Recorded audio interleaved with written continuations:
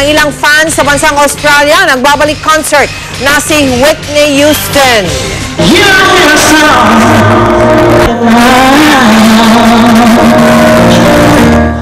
Naku, paubo-ubo at tila wala raw sigla ang pop diva sa kanyang performance. Kaya nadismaya ang ilang fans at hindi na tinapos ang concert.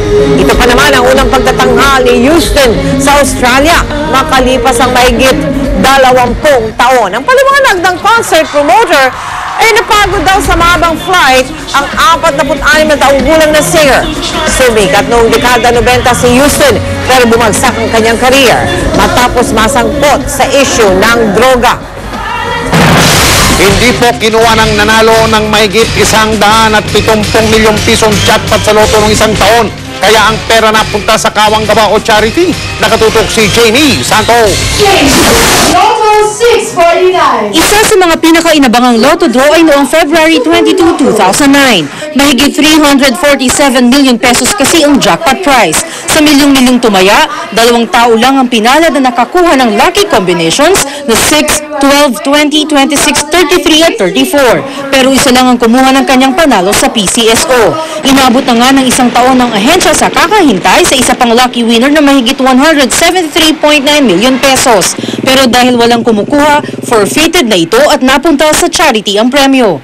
Nag-expire siya noong February 21, which is a Sunday. So last Monday, ang office ngayon, credit na namin sa ating charity fund. Briefly, so siguro nakita natin na miss yung opportunity na iyon. But rest assured din para sa public na yung amount na 173.9 million ay gagamitin naman ho yan ng ahensya sa ating mga programa na pangkawang gawa. Ayon sa ahensya, marami nang nagtangkang kunin ang premyong ito at nagpanggap na sila ang nakatama sa lucky numbers at umabot pa nga sa demandahan. Pero nabuking din nila na pekeng lotto ticket na nagpanggap. Sige, may mga paraan po kami to establish kung talaga po bang yung ticket na kanilang hawak authentic. Kung kayo naman ay may hawak ng lotto tickets, dapat daw itong ingatan. Since thermal paper, madali ho itong mabura, no? Lalo na pag nasubject sa init. So make it a habit lang po na itago sa isang malamig na lugar. Jamie Santos, Nakatutok, 24 Oras.